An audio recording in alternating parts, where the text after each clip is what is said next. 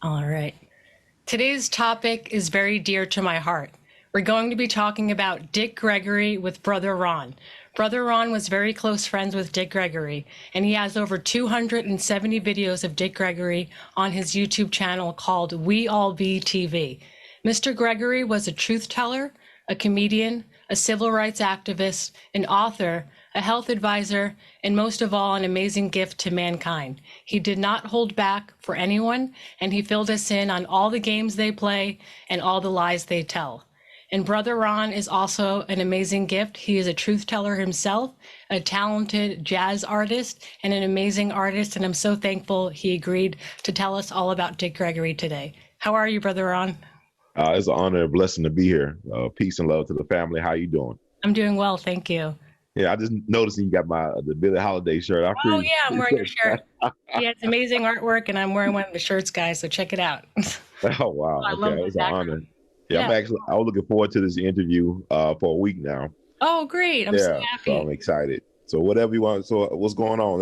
Hey, yeah, wherever you want to take it. I mean, I know he started out as a comedian. If you want to start from the beginning and then, let us work our way up to all of the truth that he was telling us to wake our people up and all that. Richard Claxton Gregory, Dick Gregory, what we want to call him. He was an interesting guy. Like, he was from St. Louis. He was born, I think, October 12th, 1932 in St. Louis. And he was a product of Sumner High School. Like, I guess it was like the first black high school west of the Mississippi River, if I'm not mistaken. Like, Sumner is a very interesting high school because not only did Dick Gregory come out of there, you had like Chuck Berry and Arthur Ashe is from Sumner High School and a lot of other distinguished black people. And it was kind of like, it's weird because you think that in Jim Crow, black folks were always suffering and always down and out, but you had a lot of great black institutions during Jim Crow that produced people like a Baba Dick Gregory and others like that. So, I mean, it's interesting. But, Dick, it's like he always been an activist for most of his life, started in high school. I know I talked to family and friends and with the certain gatherings that he always had that activist spirit. And also he was an athlete. He was a gifted athlete. Oh, I never. Yeah, he was a track star in high school and even got a scholarship to go to college on track. But, he got off track from track, doing activism. He served in the military. Moved to Chicago, working the nightclub circuit up there. He finally made it big when he, got with Playboy. Hugh Hefner had, because Playboy was stationed or headquartered in Chicago. And he had the Playboy Club, and Hugh Hefner put him on. The rest is history. He did, I think he was the first black comedian to actually have an actual sit-down interview on the Tonight Show. So he set the trend for that. And, it's interesting about Dick Gregory. I think he got involved in the movement when he met Medgar Evers. Okay. And, it's interesting to say that because I don't see too much footage. I saw a couple of footage of Medgar. He's not like he was like Malcolm X or Dr. King in terms of being a charismatic speaker. Medgar, can you let me know about Medgar? Oh yeah, Medgar Evers was the field secretary for the NACP, the National Investment for the National Association for the Investment of Colored People down in Mississippi. He was the field secretary for them. He was a World War II veteran, a member of the Red Ball Express. They were the truck drivers that were delivering all the stuff for General Patton's Third Army after D-Day, the Normandy invasion back in June of 44. But he's a proud son, a native son of Mississippi. And he was all about integration and also fighting for black voting rights and stuff like that. So he put his life on the line for that when he came back home after the war. And also he was a graduate of Alcorn State University at HBCU down in Mississippi. Okay. And his brother was a World War II veteran as well, and also a graduate of that institution, Charles Evers, who we lost last year around the age of 97 years young. So that's interesting. But Medgar got his start in the movement when he worked for Dr. T.I.M. Howard, who was the wealthiest black man in Mississippi. He was a medical doctor out of Mound Bayou, Mississippi. He actually built the first black swimming pool for black people in the state of Mississippi. But Medgar used to work in his insurance company. And he got started really by, investigating the Emmett Till lynching. Like, he was working with Dr. T.I.M. Howard. They investigated, they went undercover, or he did anyway, to interview witnesses and also to protect witnesses as well, too. So he put his life on the line a lot. And Unfortunately, he was assassinated back in June 12th, 1963 in his parkway in front of his family. He was just 37 years young. But he was the guy that inspired Dick Gregory to become more activist-minded. As a matter of fact, Dick was down in Mississippi right before Medgar died, but Medgar drove him back to the airport in Memphis because his wife called, I believe, and said that his namesake died, sudden infant death syndrome, SIDS, whatever. So Medgar encouraged him, hey, go back there, be with your family.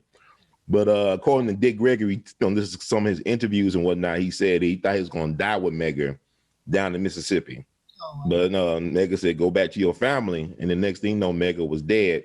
So he was really the guy who got Dick Gregory into the movement. The play there was about Dick Gregory's life that came out a couple of years ago, or several years. I can't believe it's been, 4 or 5 years ago. Turn Me Loose was based on the last thing that Medgar allegedly said before he died, turn me loose. So that's how close he was to Medgar's legacy. But Medgar got Dick turned on into the movement. Like Dick would come back to Mississippi to help Medgar. And like I talked about, it's so many things that Dick Gregory, he's an amazing man. Like he's like Forrest Gump with a brain. Like he did all the, if I told you all the things that he did and all the people that he helped, you couldn't believe it. You thought, man, it's a Hollywood movie because like he's just so into everything. But at the end of the day, he loved our people. He loved Black people. In spite of this image of him being an old, man who's cursing people out and having a short temper, he put his life on the line, for us. And he's dealing with, all this trauma. You losing all your friends before they're 40, they dying, they have families, people trying to kill you as well. You even had Jacob Hooper trying to kill Dick Gregory. Yeah. Before they try to kill Fred Hampton, they're trying to kill Dick Gregory. And we could talk about that too as well. But Dick got involved in the Mississippi Freedom Movement. He actually, when the government cut off benefits and stuff, like we talking about what Moneybag Joe was trying to do with the unemployment crap and all, when they cut off benefits to the Black folks in Greenwood, Mississippi, denied them food stamps and other things because they dared to register to vote, to practice their rights as American citizens. Dick Gregory took it upon himself to get a charter plane full of food and supplies, tons of food and supplies. He was helped by Hugh Hefner, of course, but he took it upon himself to deliver rations and supplies to the Black folks in Greenwood back in '63. He did that as one man, and that led to the Freedom Summer '64 campaign. Like one of the organizers, the key organizer, Bob Moses, a great civil rights activist and educator from Harlem, New York, he said what inspired them to do Freedom Summer, people talk about Freedom Summer of '64, the 3 civil rights workers, was when they saw Dick Gregory did what he did as one person to help empower the Black folks in Greenwood, Mississippi. Wow. And so that led them to do Freedom Summer the next year, which is interesting. So that's Dick Gregory. It's so many things you think and connect to him. You find out he's all connected with that. Even you look at the movie Selma, it does him a disservice because he was already in Selma this couple of years before Bloody Sunday. He was already there, boots on the ground, doing stuff with people down in Selma. Yeah. Yeah, he told us the truth about the Selma movie too. Yeah, I mean, you can't believe Hollywood, it's good, but people can't get their history lessons from Hollywood. Yeah. It's very unfortunate that people still think that Hollywood is for the people and giving them the right messages. It drives me crazy because I'm constantly like battling with friends, letting them know that it's all propaganda and predictive mind control programming. And they're like, what are you talking about? You sound like a lunatic. And I'm like, forget it. Get brainwashed. I'm over it. I only want to be with the truth tellers only, okay? There's nothing wrong with that. But it's like what Picasso said it best. He said, art is a lie to make us realize truth. Yeah, of course. So, I mean, it is what it is. Yeah.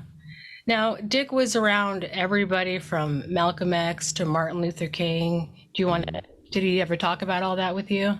Oh, most definitely. He shared it with a lot. Malcolm's birthday is coming up May the 19th. And it's unfortunate that the things he said back in '65 and '64 are still relevant today. I don't know why people think that's impressive. It shows that we failed. Yeah. Because stuff he said 60 years ago should not be relevant today. Right. And he'll be disappointed. And with Dick talked about, how he met Malcolm the first time. Malcolm was a fan of Dick, invited him to the mosque up in New York, whatever. And he talks about that in different, variations of that story. But with Dick was real close to Malcolm. Dick was interesting. Is an interesting guy because he's so complex. Because people think that he was hypercritical of the Nation of Islam. Like towards the end, I interviewed Dick one time about Farrakhan and his Millions More movement. He was very critical about the boycotting and how he did that. And guess who did his eulogy? The Honorable Mr. Louis Farrakhan, who just had his birthday on May 11th, who was a Taurus just like Malcolm, who was born May the 19th. And what Dick would say about Malcolm, he said he was very honest.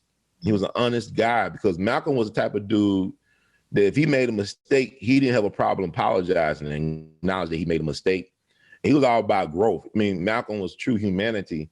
And what Dick always say, and other people say about Malcolm, he was very, very shy, which is interesting. You wouldn't think that as a firebrand, the way he communicated to the crowd, how he would move the crowd, say provocative things, that he'll be a very shy person. Yeah. And Dick would say he was painfully shy. Like Malcolm would be quiet. He was like weird. You got these dudes on stage, but yet in intimate situations and settings, very quiet guy. And he said he was going to be, he told Adam Clayton Powell Jr. to stay away that day that Malcolm got killed. He made sure he was far away when Malcolm got killed. He told Malcolm that, you're a dead man walking, basically. And I'm not going to make it, 2 for 1. I'm not going to make it easy for the government to get both of us at the same time. So Malcolm died in front of his family at the age of 39, which is interesting. Dr. King also died at 39. Medgar died at 37. All these guys were part of Dick's inner circle. And what I love about Dick Gregory was the fact that he knew that he was not the main star of the movement. He was out there for support. He was trying to like he looked at somebody like Medgar Evers. He was like, people know Medgar as the general or whatever. He was the leader and he was there for support, to raise morale, to raise money, to raise awareness. Back then, celebrities knew their place. Yeah. Unlike today. This blue check leadership ain't really giving us anywhere. Yeah. It doesn't stop. And people don't like Malcolm, really. I would be honest with you. If Malcolm was alive, black folks say the hell with Malcolm. I know. They'll treat Malcolm sometimes how people treat Dr. Umar Johnson or anybody like that. And especially Malcolm wasn't even a Christian. So black folks definitely ain't going to follow him. And it's weird that black folks out there love Malcolm right now. They'll hate Malcolm because Malcolm was call us out on our BS. Yeah. He'll hold us accountable, hold himself accountable. And we don't like accountability as black people. What did you think of LeBron holding up the Malcolm X book in that one PR stunt? It was a couple of months back. Yeah, I remember LeBron, he's a great entertainer, great athlete. I don't look at him as being a leader. I'm not pressed because he's already beholden to his puppet masters. They've been controlling him since he was a little kid. Sure, yeah. So he can't really do too much anything. It'd be unrealistic for LeBron to be a Muhammad Ali. Muhammad Ali sacrificed 3 to 4 years of his prime to make a point because Muhammad Ali didn't have to do that because really he was not going to see any type of fighting on the front lines if he was drafted in Vietnam and went over there. Be used for entertainment purposes like Joe Louis. But even then, they screwed over Joe Louis. I mean, Joe Louis gave the government $1 million and they still destroyed him. I mean, he gave the government $1 million, did free boxing exhibitions and everything for Uncle Sam, and the IRS still destroyed Joe Louis. So Muhammad Ali did something that was very amazing.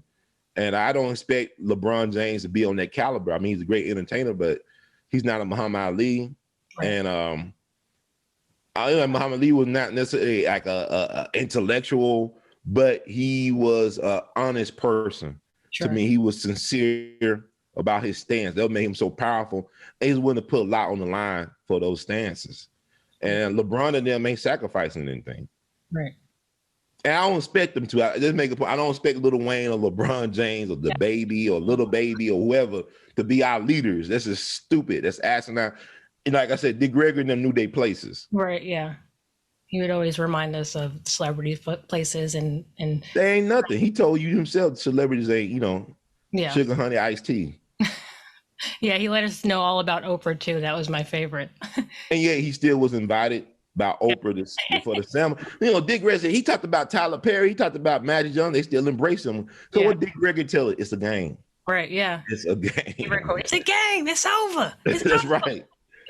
And he'll get away with it because it's like this old song. It's telling what you do is the way that you do it. Right.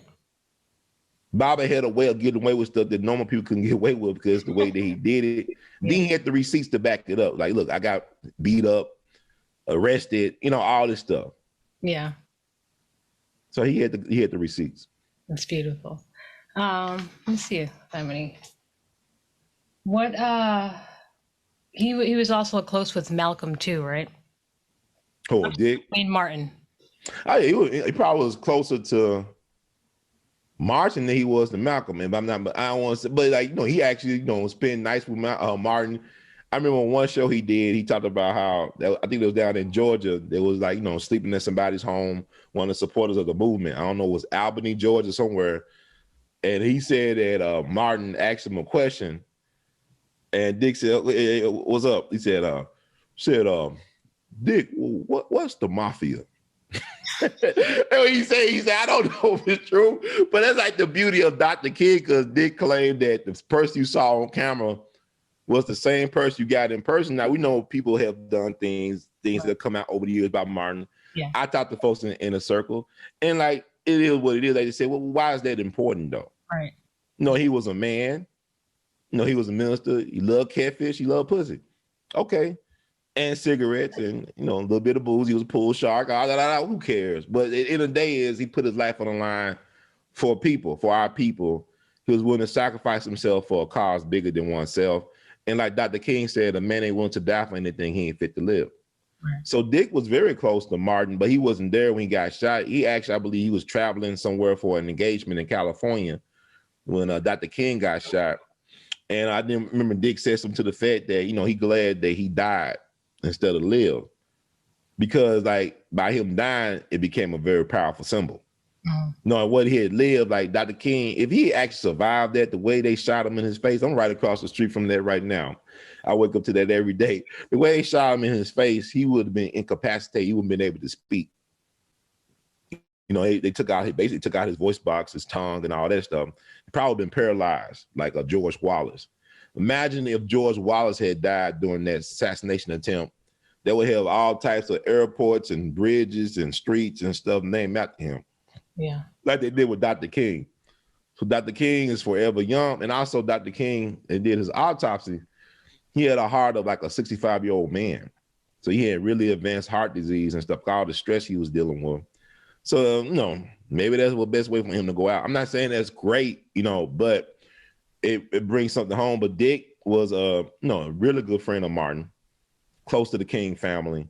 He actually helped with Mark Lane to go on. They did he really exposed the government's involvement in the assassination of Dr. King with Mark Lane, the great JFK researcher and lawyer and advocate.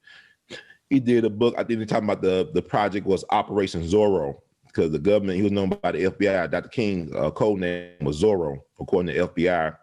They talking about Operation Lantern Spike, military intelligence, the military, how they killed Dr. King. So Dick Gregory exposed all this a long time ago. And, in a civil court back in December 8th, 1999 in Memphis, U.S. Civil Court, the government was found complicit in the assassination of Dr. King because the gun that killed Dr. King came from the FBI. It could be traced back to the FBI possession. Yeah. So that's interesting. So Dick was he was down here in 2003 with the King family for the Southern Christian Leadership Conference national convention, whatever. And I didn't know about. I wish I would have known about. I didn't even know Dick Gregory back then. I knew of him, but they talked about the Final Call newspaper that came out that claimed that Jesse Jackson, the Right Reverend Jesse Jackson, and the Right Reverend Billy Cowles were like part of the government with informants and snitches and all this stuff.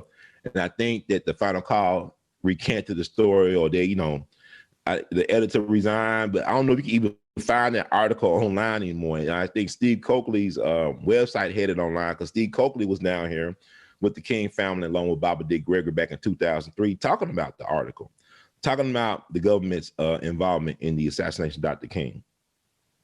So Dick was really like, he always talked about Dr. King, how, he's more popular, one of the most popular people on the planet. But yet when he died, it was a media campaign that was led to destroy his legacy, to destroy his name for the last 5 years of his life.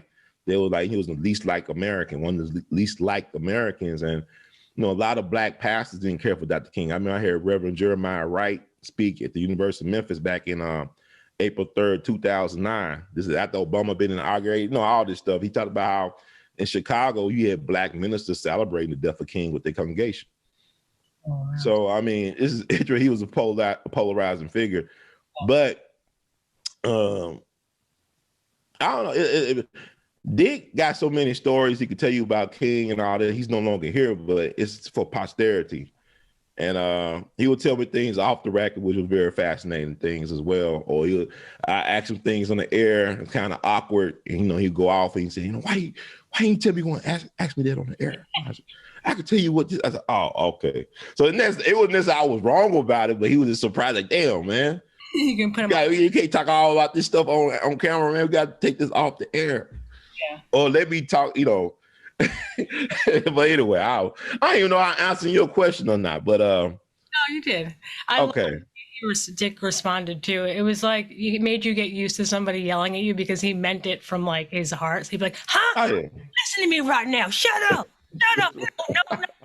And I'm like, oh. It was weird. It's like your it was, I ain't gonna lie to you, it kind of like, man, it pissed me off sometimes. I know I talked to his family at his wake, whatever it is, and man, you like part of the family now, and he's do us like that. He's do us worse than that. Yeah. But my thing is on camera for posterity though, man. Like y'all did with him off there. He's like one of them guys that it takes a special woman to deal with a person like Dick Gregory. I mean, it's like I was looking at a documentary about the Jazz Loft. This great photographer named W. Eugene Smith, like really like the Rembrandt of photographers of the 20th century of America. But he was a jazz fan. And he had this loft in New York City. I mean, he basically abandoned his family. He had a large family he had to support. He was the #1 photographer at Life magazine. He said, excuse me, forget all this. I'm gonna go to New York, get this weird, decrepit building, put microphones everywhere, have recording equipment going 24 hours a day. I'm gonna record jam sessions. Yeah. So he actually had one with Thelonious Monk. I love Thelonious Monk, and this guy named Hal Turner, who was a great music genius and arranger. They were working on some concert rehearsals for Thelonious Monk's big thing at Town Hall concert back in '59. And you look at people like that, these people that like Thelonious Monk was like one of them guys, like he'll play all day and he'll go to sleep for 3 or 4 days straight. You know what I'm saying? Like he just weird, like, he'll play, like his son said, he didn't play Happy Birthday like everybody else did. And it was kind of weird to him. But he also see in hindsight how people like Miles Davis and all these great jazz musicians would sit at Thelonious Monk's feet for hours to get these amazing insights and lessons. He was like a guru, like Bobby Dick Gregory and stuff like that. But I can't imagine living with somebody like Thelonious Monk or Dick Gregory or anybody like that. It takes special women like Nellie Monk or Lil, Sister Lil to deal with that type of people. Yeah. How many children does Dick have? He had 11 overall. He's lost his namesake when he was young, like sudden infant death syndrome, but 10, 10 survived him. Oh, beautiful. Yeah, so he got around, but he wasn't thinking about all day. He was thinking about getting some. I was just thinking about hitting it. I was thinking about, creating a large family. He just wanted some. But his wife was interesting about Lil. I think she was prepared to deal with a personality about Dick because her father was a prominent minister. He was a well-respected minister in the state of Ohio. He was known for being away from home for long periods of time, opening up churches and stuff like that. So he was very well respected in his profession. It's kind of like Bobby Dick Gregory. Lil and him spent a lot of time apart. Like she'll be in Massachusetts, he'll be in DC and stuff. But for special anniversaries, birthdays, they get together and have a great time. But they had an understanding that they only understood or overstood. And for us to understand, I always tell people, stop trying to figure out people's arrangements. You even look at Will and Jada, it's whatever. But, you look at somebody like Ruby Dee and Ozzie Davis, they were swingers. Yeah. They had an understanding. I think when people mess up is not being honest with people that you deal with on that level. Be honest about what your aspirations or, your goals or your whatever you think about this arrangement. Just be honest with people because really, relationships are really about business. Like marriage is really about business. I know people think about love and all that. No, love don't pay the bills. Love didn't bring your ass home last night, as they say. It's about, look at, okay, Melinda and Bill Gates, right? You know what I'm saying? That's $45 billion. Yeah, I mean, but that's a business arrangement. You know what I'm saying? Like he picked her, he merged with her because, hey, she's very well educated, she's very smart. So they had some kids, she got her Duke degree and all. She's a very smart person. So he's checking out the list and stuff like that. Cause I think somebody would tell me how he first met her. He said, I want to go out on a date with you on a certain date at a certain time, like a couple weeks from now. He said, I can't do it like that. But that's how he did it. And it worked for almost 30 years. But he did some things that was just too much. And she said, no, what the hell with that? You can't really kill her because she got that death switch somewhere. No, you got to pay off. It's cheaper not to keep her at this point. I don't know why I'm talking about that, but getting back, you need a great, special, understanding spouse or supporter. Everybody can't, because it's funny, like with people like Dick Gregory out here, women, oh, I want a man like Dick Gregory, I want a man like Malcolm X and Dr. King. You couldn't deal with no man. You don't want a man like that. You want a man that might be at home, could be there with you, raising the kids. Them guys were on the road most of the time. They wasn't at home. They sacrificed their family for the world. And I guess it worked out for them. Their family got a great name and legacy, but hey, they lost these guys early. Or in case of Dick, he wasn't always there. Now, he even admitted he's not going to ever win the Father of the Year. He said even Hitler had a father. Yeah. Dick knew he wasn't a great father in the sense of being there, but in his way, he supported his kid. He gave him a legacy that he could always, okay, my father is the great Dick Gregory. I mean, come on. It worked out, but he wasn't there to raise him from day to day. He acknowledged that Lil was the one that was raising the kids. Well, a lot of times we have to do the raising ourselves, and I think that's the true work, the inner self. Mm-hmm. I loved what he always would talk about, the universal God and how it's a rhythm and it's a vibration. And if you just silence your spirit, you can actually hear God. And it just, every time he say stuff like that, I would just be like, oh, yes. No, I mean, he know what I believe he knew what he was talking about.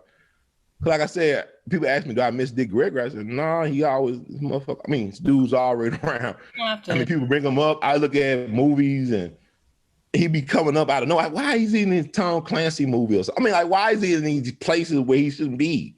That means that universal God stuff is real. Like, he's very omnipresent and he's freely moving around, and what he has predicted has come to pass.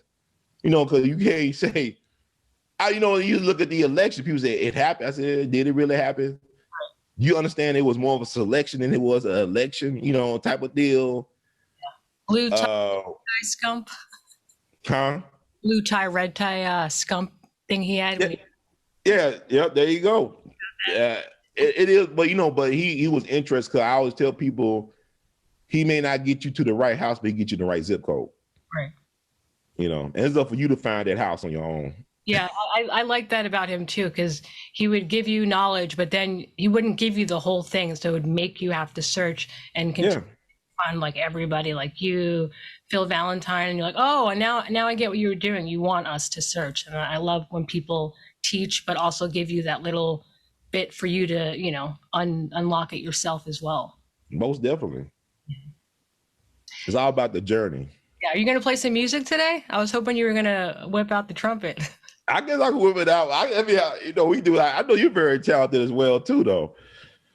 Yeah, if you want to play, it's fine. I mean, we can talk about. I know you like jazz too. I love Dick Gregory. We can talk about other stuff too, and then bring it back to Dick as well. Was he friends with Miles Davis or any of the big jazz guys?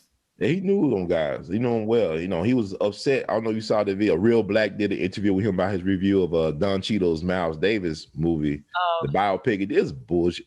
It was a piece of, it was what he said it was in that. But my thing is this: if you just tell the truth about who we are as a people, you don't need to make up anything. You don't need a superhero movie when you know who we really are.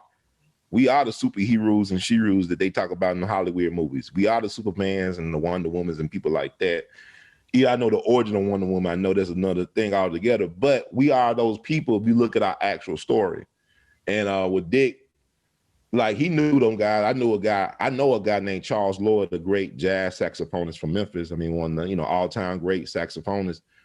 He was close to Dick as well. He told me a story. I think he had his birthday celebration at the Kennedy Center up in DC. I mean, Charles Lloyd's birthday celebration, and then Dick was there. And, he told me how Dick got a big piece of the cake. People out there, Dick don't eat all this sugar. White will kill you, man, and all this stuff. He had this big piece of cake. He said, hey, it was a birthday.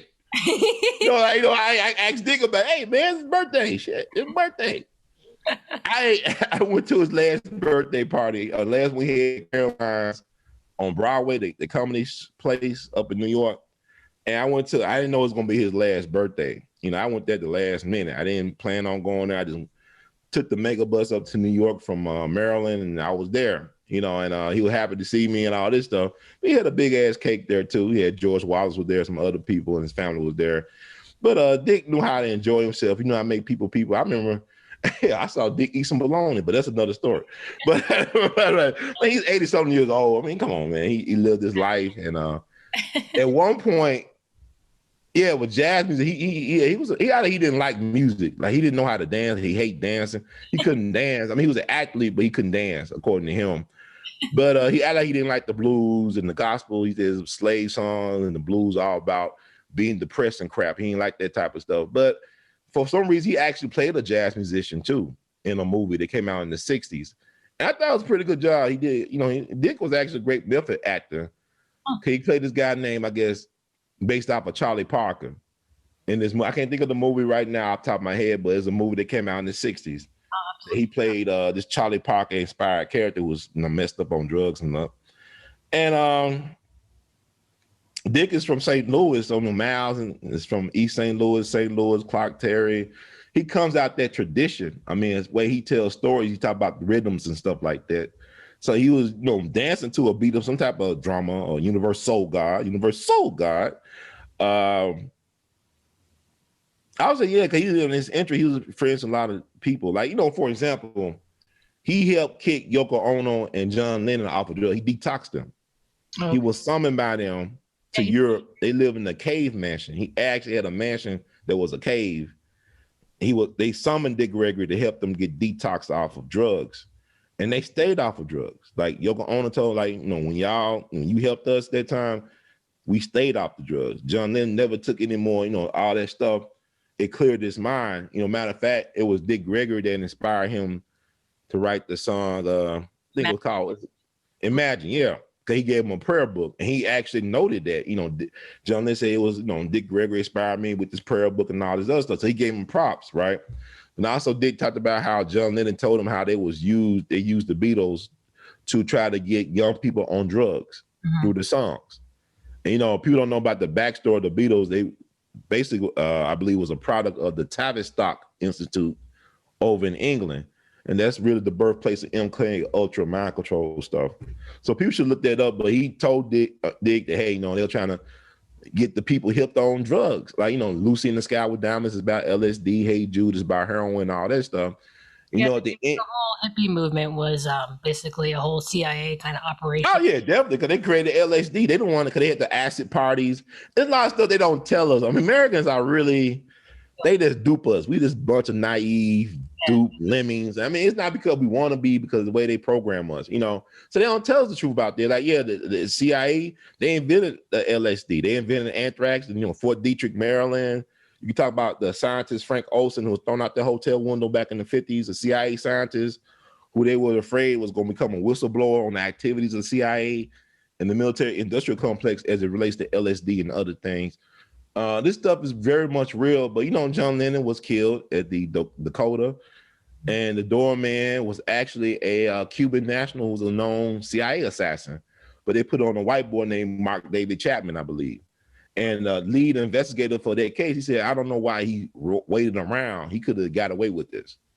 Like he was controlled or something. He was saying like he was under some type of mind control. He just sat and waited for the police to show up, but he may not even did it. It would probably been the doorman that actually killed John Lennon on behalf of the government, because they didn't want to get too like influential in the anti-war movement, whatever that was going on. He really, he flipped allegiance from the dark side and tried to work with the light, and the light got him killed. It's funny. I remember because I would listen to so much of Dick Gregory's stuff, and then there was like a certain time, maybe a year or two before he passed, you know how he would always say, like, I like to thank the universe and all that before all of his speeches. He just stopped. He was like, I'm not going to do that right now. And then I was like, oh man, the shift is really here, because he just what he's been doing his whole life. And you're like, oh, you really felt it, like, and now look where we're at today with all this gabagoo and people thinking that, you know, Moneybags Joe Biden was the answer. And it's just so ridiculous. Like, if they were just paying attention and listening to people like you, Dick Gregory, just giving these messages, they would have been more well prepared for what's happening today, and it really stinks. What do you think? It's definitely stink. I mean, it's filthy, degenerate, wicked system, but it's our fault because we keep on paying taxes, we keep on paying energy, blood, sweat, and tears. We wonder why we get screwed. Like we talked about, you was involved in the play with the move. Yeah. Ain't out back, people don't know about move. We don't even know about that. We should know it, but the fact that they still kept these people bones and played around with them, and it's just weird, man. Y'all, the government violated these people's civil and human liberties, right? John Africa was an interesting character because this man was brilliant. Yeah. He represented himself in court and won. Yeah. He will win. He will actually represent himself in court. He didn't go to somebody law school. He'll represent himself in court and win. Actually, I read with Muhammad Abu Jamal, who's still a political prisoner in the state of Pennsylvania. He wanted to get John Africa to be his lawyer. Oh, wow. And he might not be in prison. He may not be in prison right now. And he should never been in prison. But, there's another story. But we allow these folks to wreak havoc over our lives. And then we wonder why we don't get what we need to get. Or we actually get what we deserve. Because really, we're not holding ourselves accountable, like Malcolm would tell us. That's why we wouldn't want a Malcolm around. Yeah, just like the idea of Jesus is a nice concept until you got to have a Jesus in your life, like physically there. Like I hear women say, "Oh, Jesus is my boyfriend or a husband." What if he was actually in the house? Hey, woman, wash my feet. I ain't gonna wash your feet, Jesus. Who the hell you think you is? You wash your own feet. You turn wild the wine. Wash your own damn feet, Jesus. Oh, okay. But I'm the son of God. Who gives a damn who your daddy is? I'm your woman. I'm your wife. Oh, I'm sorry. I don't mean to do it. But that's how I feel Jesus would be treated because he was a black man. So you probably would be treated like that. So allegedly, whatever. But it's a filthy system. Like you teach your kids to respect authority that doesn't even respect you. Like, you think about how weird it is for black people. We are some of the best soldiers. We'll go overseas and make the world safe for democracy. But yet the police can violate your grandma home. Mm-hmm. Or the person that you thought they told you were your enemy overseas become your boss at home. Mm. They can do whatever in your in your so-called community. Because if you had a community, that means like Dick Gregory, it's not communities, our neighborhoods. You don't control the institutions. So that means you don't have a community. You don't control your police. You don't control your banks. You don't control your schools. You don't have a community. You don't control your media. You do not have a community. Mm-hmm. So, it's interesting. Some of the stuff that still go over people's heads. Like, it's my hope that a lot of things that Dick Gregory said won't be relevant in 30 years or 25 years if we do the right things. And a lot of times we're not going to do the right things. Because even look at what, Atlanta is a perfect example of that. All those victories and movements and them people they did back in 50, they had an expiration date on it. Mm-hmm. Y'all was living high off the hog for decades, not really caring. Now everything is catching up. And we don't even have no real leadership. We have blue check leaders and all that stuff online, Yeah, we have hashtag leaders, but we don't have no real leadership on the ground, grassroots type of leadership. Yeah, ignorant people think our leaders are BLM, but it's just that's not. That's crazy. But you know what's sad? It's like Black lives do matter, but not because George Soros sponsor right the LLC, and not because 3 lesbians say so. The 3 wise lesbians, Black lesbian mansions. I don't care about that stuff. I remember I was in Ferguson when the Mike Brown stuff. After the Mike Brown stuff, I went to his funeral. Interviewing people and stuff like that. It was interesting because you had a lot of young people, and I know that a lot of people had a certain hairstyle. They had the dreads. Uh-huh. They had their hair out long. And I think, you think about Dick Gregory, he wore his beard long. He's from St. Louis and all that stuff. Think about Samson, he had the long hair. It's something about the hair.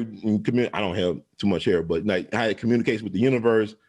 You had the tattoos. People tatted up with dreads. And, I know Dick one time talked about how when Japan invaded China and all this stuff, they was really trying to target the young people with tattoos.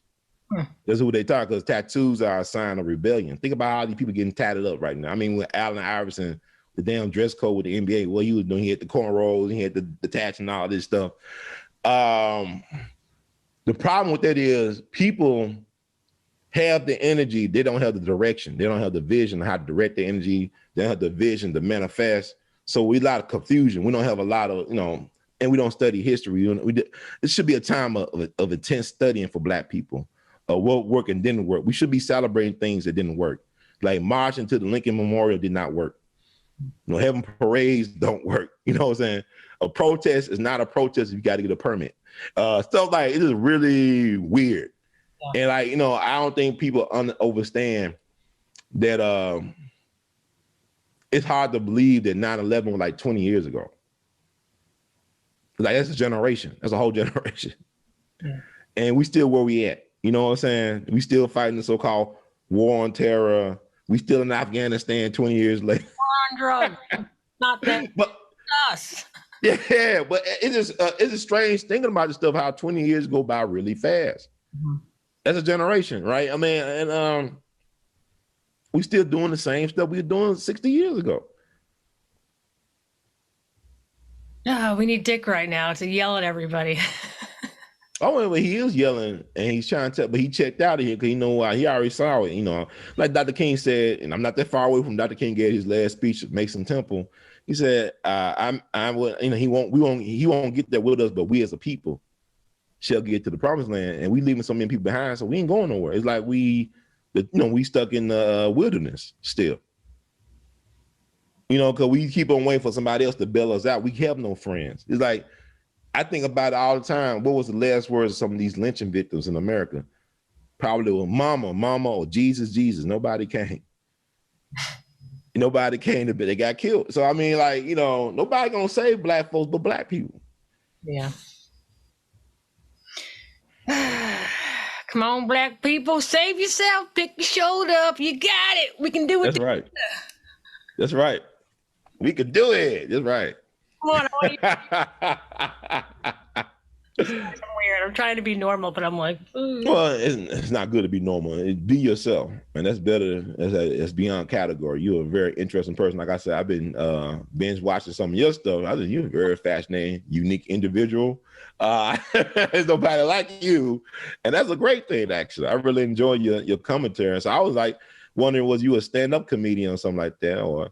No, I did. I went to school for acting and did comedy in Chicago.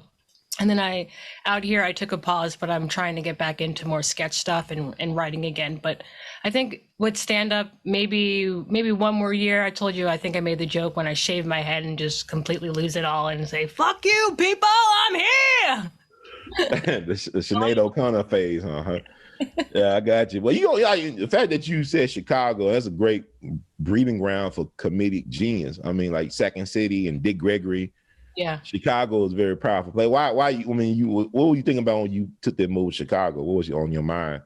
Oh, I went there to pursue comedy. I did want to do stand-up eventually in my life, but then I got into improv comedy and was interning at, I don't know if you've ever heard of a theater called Annoyance Theater. It's located in Chicago. It's the same thing as Second City, but smaller, and you can get away. Well, you were able to get away with doing more, I guess, raw and weird stuff on stage. Second City was kind of more clean cut, not too much cursing and all of that. So I liked the theater that I was working at the time, because you were able to just do weird stuff and whatever you wanted. So I did that for a bit, and then life happened, and then I moved out here 5 years. I lived in Chicago for about 4 or 5 years. So yeah. No, I was. Cool. You like 12 years old, so you do a lot of living this thing. I'm not 12. I'm 34. I'm old. Well, maybe old for R. Kelly, but not old. I got to go to an R. Kelly music. He was doing one of his album releases. Uh-huh. It was like during all that scandal. I'm like, oh shit, we're going. I'm like, let's do it. So we had to sign like 5 documents before we went in there, because he was, in a lot of trouble for all the crazy stuff he was doing. And I didn't know how deep it was. I just knew about the P video, so I didn't know about all the other crazy stuff. So I'm like, it's just P. Who cares? Let's go listen to the album. It's gonna be an experience. Weirdest experience of my life. It was just like in a really dark room, and I don't know. I just felt so uncomfortable. He was nice. He wasn't like a creep to me or anything. But there was like a bunch of ladies near him, and they're all like, ooh, yeah. And I was like, oh yeah.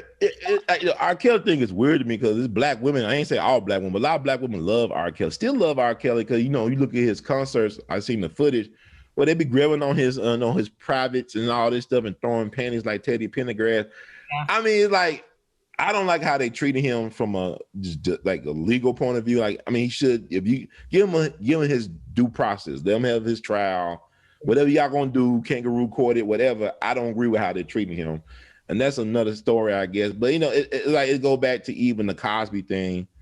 I'd like to get your take on the Bill Cosby thing, because I think it's interesting that the people, some of the black celebrities and comedians in particular, black male comedians, they got to ask the ground with Cosby. I said, look, even if he treated you like shit, did he deserve, or does he deserve this type of treatment? Yeah, I mean, I resonated with what Dick said about what was underneath his lawn, the oil. Oh yeah, more oil than Kuwait. I'm not, forgiving what he did to those people or whatever, but there's so much more filth in Hollywood that they can be going after, but they do things strategically and on purpose, so it just sucks. You know what I mean? I don't know. Oh yeah, but the thing about the oil Kuwait, it makes a point, because in 2014, him and his wife was very vocal about Kinder Morgan, them trying to run a pipeline through their property and other people's property. These are very prominent people, members of their community, and they got together with the activists. And his wife wrote that op-ed or whatever in this paper back in March of 24. And by the end of 2014, March of 2014, she wrote an op-ed, I think, that's still available. But by the end of that year is when they came for Cosby. Everything was canceling him out after they became very vocal about them trying to, exploit the land, by building that pipeline, Kinder Morgan and other entities. And my thing is, I don't believe, you got me thinking that, when Emmett Till was getting killed, Cosby raping these women. Yeah. So Selma going on, all this stuff was happening all this time. I heard a story. I know black, like Willie McGee was electrocuted in Mississippi for allegedly raping a white woman, and he said to his dying day that it was consensual.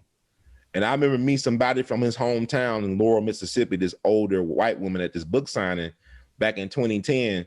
She said, I want to tell you something. She said, blacks and whites knew that they were seeing each other. This housewife who was married, she was a white woman, but it is what it is.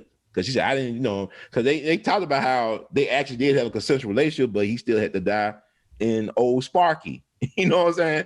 They had a car celeb thing. We had Josephine Baker and Paul Robeson, and even the Pope getting involved, writing the president, don't kill this black man. He got electrocuted back in the early 50s. I had a chance to talk to his granddaughter, who did not find out about the fate of her grandfather until she was doing some house cleaning and found this newspaper or something underneath her mom's bed, and she confronted her mom about it, and her mom told her the truth about her grandfather, what happened to Willie McGee. And there's a book called The Eyes of Willie McGee, written by a white journalist from that area of Mississippi. But I say all this to say, it's interesting how black folks deal with our traumas. I just came, I don't know, why are we really talking? We talking about R. Kelly, right? Yeah. We're talking about trauma, black trauma. Yeah, okay, even R. Kelly, that's black trauma. Can you think about what he went through? I mean, allegedly his sister abused him, sexually abused him, but somebody probably sexually abused his sister. You think about Monique, who said she was molested by her brother. And you think about these celebrities, a lot of these celebrities got these abusive stories. Like they've been abused by somebody, maybe verbally or physical, mentally, or sexually, whatever. Celebrities, all they want is love from strangers. They're looking for love from strangers. I mean, it's interesting about celebrity. Yeah, we worship them, but they need us. They need us to need them, to want them. So they're looking for that, where they cannot give, these appetites, these voids and stuff that people go through. But even black trauma is interesting. I just came from Tulsa a couple weekends ago, and the Black Wall Street Massacre is the anniversary is May 31st to June 1st. It'll be the centennial. And even going to Greenwood, Black Wall Street, I mean, it's not what it used to be. I mean, Greenwood or Black Wall Street was like 35, 36 city blocks, and now it's like a corner. You got this big expressway overpass cutting through the neighborhood. They always do that with the train tracks or the expressway. And you got black folks, you got black businesses, but do they own do they own the real estate or the buildings they are hosted in? And that's a different story altogether. But you got also black folks still to this day, they don't want to talk about this. Or I met black people, baby boomers, how they talked about how they did not know that they father survived the race riots or the race massacre until they were grown. And it always happened where they found some newspaper article. Some woman saw her grandma talked about this. She read about her grandma talking about the Tulsa race massacre. in this Los Angeles Times article back in 1999. And I met that woman, I believe. I think she was on the Soul for America thing when they did the Tulsa thing this year. And she said, oh yeah, I was on Soul for Soul for a Nation or something, Soul of a Nation. You know what I'm talking about? This type of race series that I think ABC is doing. I'm kind of weird about. I don't keep up with that. I think Soul for America, Soul for a Nation, something. But she was interviewed, huh? It was with Common. He was doing all the propaganda for it, the commercials. Okay, Common's weird too. I used to love Common's music back in the day. I used to love his music. You know, and like it's different now. Yeah. it's so weird. Yeah. It's so strange. I know. It sucks because but she didn't find out that no. Yeah, I mean, Common got some great stuff. He's a talented, but it's just like he sold himself for the gold. You know what I'm saying? Like he's part of the establishment now. You can't really trust, what comes out of his mouth. Now, you may have a private conversation with him. He might tell you something totally different, but he's playing his role to get them crumbs from Massacre and get them biscuits or pork chops, whatever he want to eat, neck bones, whatever. But like, people still can't talk about the Tulsa thing honestly. Like I was there in ground, they still can't acknowledge, what really happened. A lot of people there did not find out about what happened until they was much older. They were like really grown. And they say like the current mayor of Tulsa, it's a white guy. He remember like 20 years ago when he heard about Black Wall Street, when it happened there. And he said he couldn't believe it. And he asked both his grandfathers who are white. They said, yeah, it happened. But he said, why we didn't talk about this? They never told him about it until he confronted them about it. Hey, is this true about them killing all them Black people? Yeah. Both his grandfathers. I don't know if they participated or not. They ain't telling their part problem. Or if they did, they died. White folks are interested. They have people that are killers and rapists and stuff in their families. They allow them to die with some dignity. They'll confess on the deathbed, but they won't go to prison. I guess you confess, you go to heaven. Some type of weird stuff. If Hitler said, oh, forgive me for killing all them Jews, he'll go to heaven. So I'm like, how people got this thing about religion? I don't know. But white folks, they guard their secrets. Black folks tell all their secrets on Clubhouse. And you ain't supposed to be recording on Clubhouse, man. That's why I like going on Clubhouse. People record. I thought you were supposed to record. I didn't trust Clubhouse. Everyone was like, come on, Clubhouse, it's going down. I'm like, hell no, man. They're recording everything on there. I know it. I'm just going to And they uploaded it. But that's against their policy, I think, to record these conversations.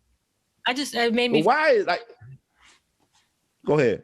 No, go ahead. You were going to say why? No, it made me wonder because like sometimes people would tag me in the Clubhouse conversations. I say, look, the stuff that we're going to need to be doing won't be publicized or amplified on Clubhouse or YouTube.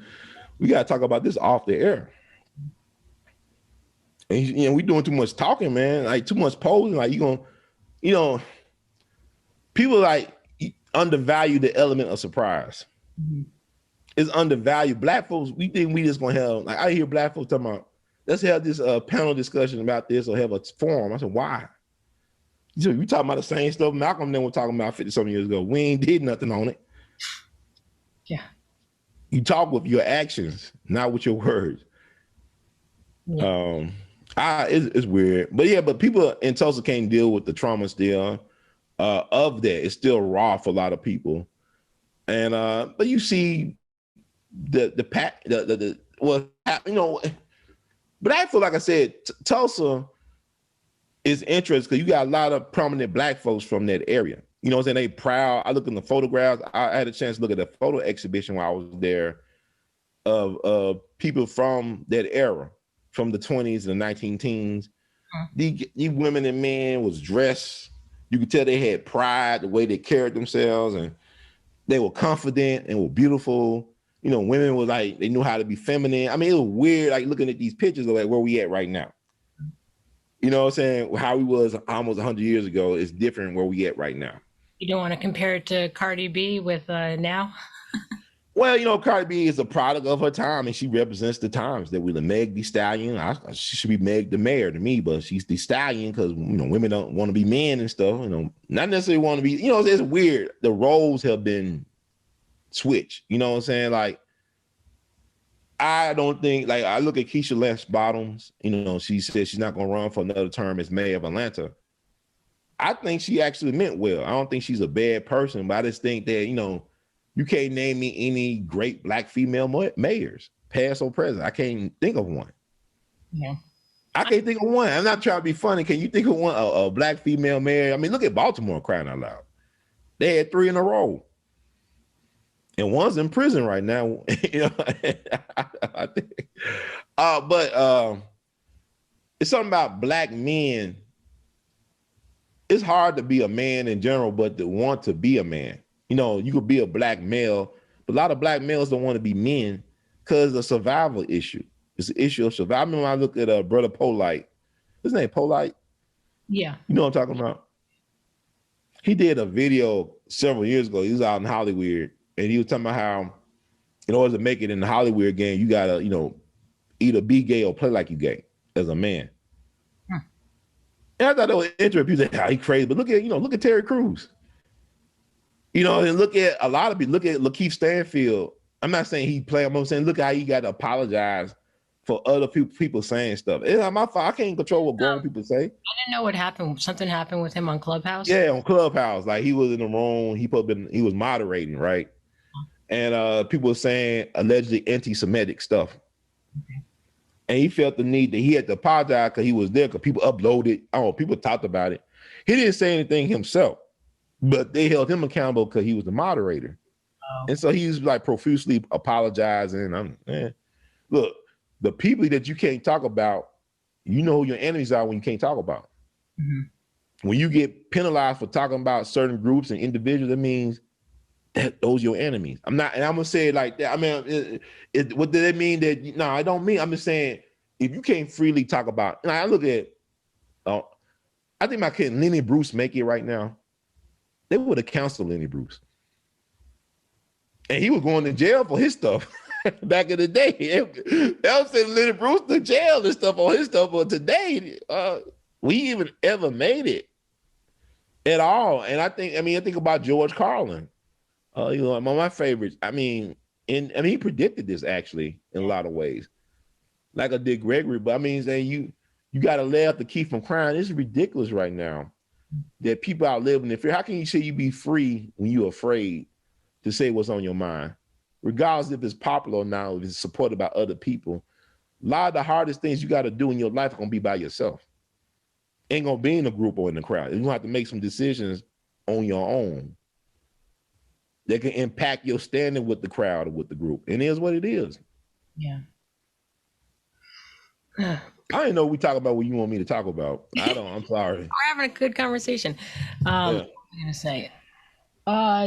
Dick would always mention that 1.5 black men are missing on Mars. Yeah. Can you elaborate on that? Well, what are y'all do right now with Elon Musk out there? They're trying to go to Mars, right? You're up there. They probably got a slave colony already out there waiting for Elon and all them. Oh my God. No, they always send us over to certain places to build places up. So they probably had. And also you think about it, there was like a Los Angeles Times article back in the day that talked about how there was missing black people from the Rodney King stuff, from the Rodney King ride. I think it was missing like 10 to 18,000 black people. They couldn't account for it in the sheriff's department. Oh, it was just a typo or some bureaucratic. It's not y'all disappear people. Like even look at Chicago, where they had them black sites back in the day. You just had that officer that died that was spending decades torturing black people, in particular black men. You know, they disappearing black folks off the street of Chicago at these black sites and torturing them, CIA water torture style, probably killing folks. I mean, yeah, think about it. Dick Gregory, Jack Hoover put a hit out on Dick Gregory. He wanted the Chicago mob to kill Dick Gregory. Yeah. So this is right before Fred Hampton. This came out in the mainstream media about Jacob Hoover had a memo he sent to his FBI offices in Chicago to help Dick Gregory take out Battle of Cosa Nostra.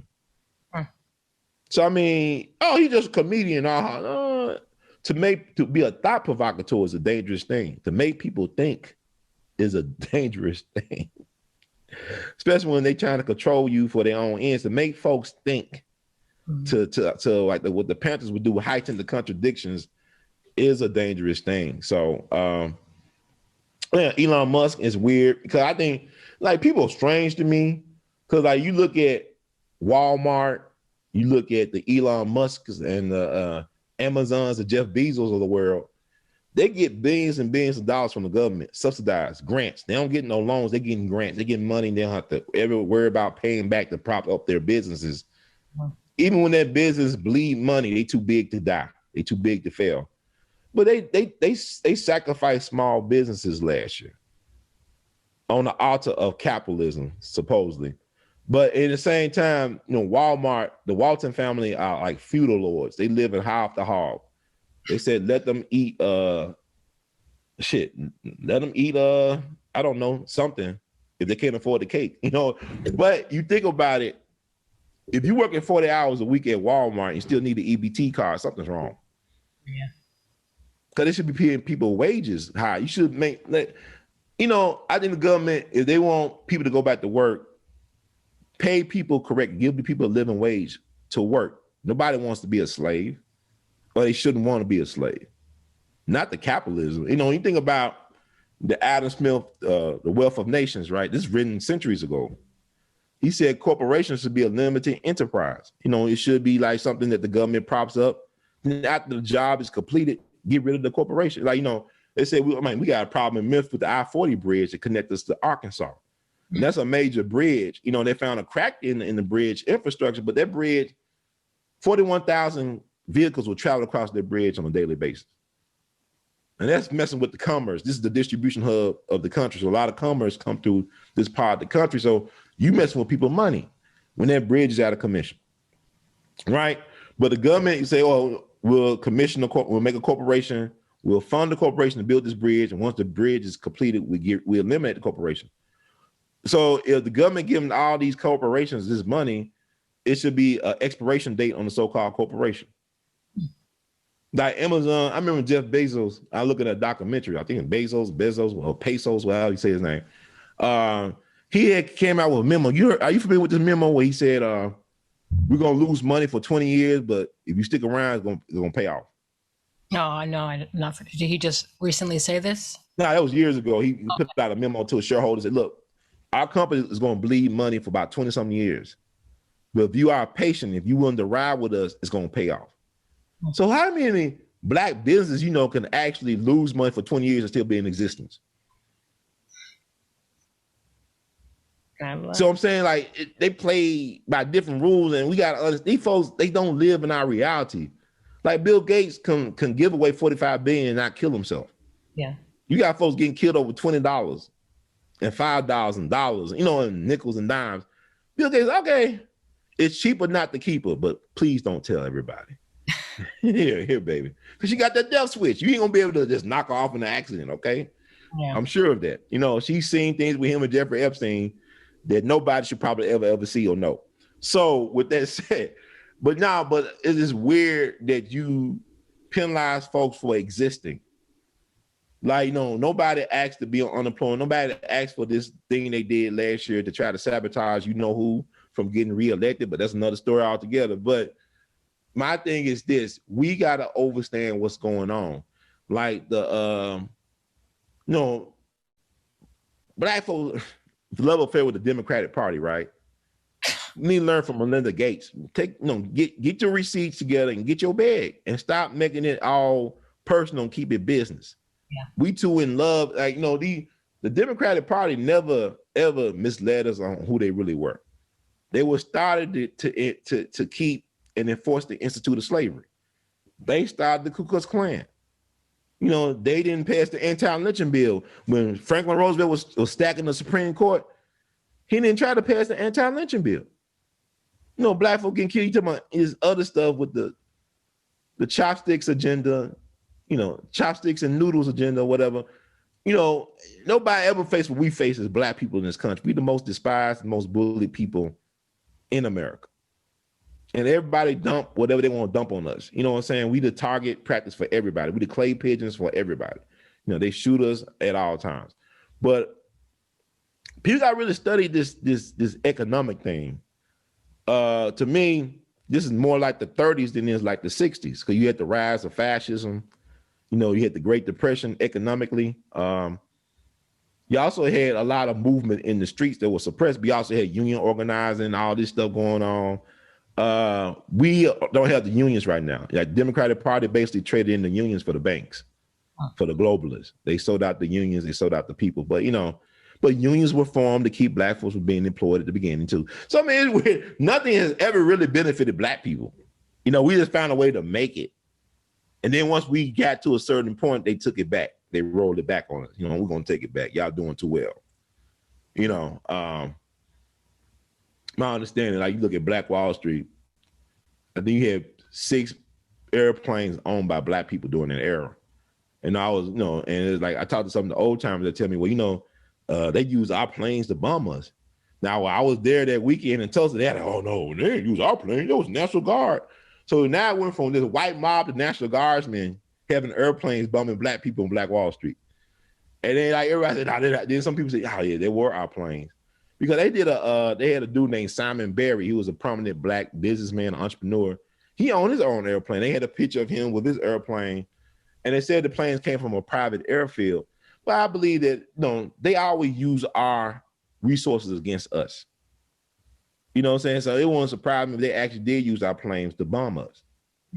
Because a lot of people didn't believe that they used planes against a city in America to bomb people. And they did, and Charlie Wilson, the Gap Band, he's from Greenwood. He's from Tulsa. Greenwood, Archer, and Pine. That's the Gap Band, right? He wrote this song, You Dropped the Bomb on Me. He said it wasn't about Black Wall Street, but it was, brother, because it was in your subconscious because you knew a survivor who lived to be 100-something years old who told you the story about what happened to them, about the bombs being dropped from the air. So as an artist, it's interesting to me. Artists, we know what we're doing. A lot of times we know what the fuck we're doing. It's like even if you're a great songwriter, they always, you actually listen to an interview of a songwriter, say, well, I didn't know I like auto writing or some shit. Yeah. Like the word, I didn't, it was just coming to me. It was streaming through me. We're just a conduit for the universe. Like an artist would say, I did this picture because I don't really know. I'm saying that because it might sound good for you all, but you really bring, as the viewer, you or a listener, you bring your own experiences to the piece. You could interpret the piece on your own terms and it can still be true for you because it's based on your experiences, based on how your thoughts and feelings about the piece. You can look at a Van Gogh Starry Night. You can say, this is how I feel about it. I don't know what Van Gogh was really thinking. Maybe I read a letter to his brother Theo, he might tell you, but like based on your experience, you can add a whole nother dimension to the telling of their story and it still be correct. That's how I feel like you can read a book and you get a different interpretation of the book. Yeah. From everybody else. And you have a book club, people discuss like what they thought the book meant, the symbolism, all this other stuff. But yeah, but so you have things that inspire you. But I look at artists with synthesizers and the conduits of the universe. And we're open to a lot of stuff. So that's why we could be crazy. Because we open ourselves to a lot of things. Like you look at Jimi Hendrix. I talked to people that knew Jimi Hendrix, that played with Jimi Hendrix or whatever. But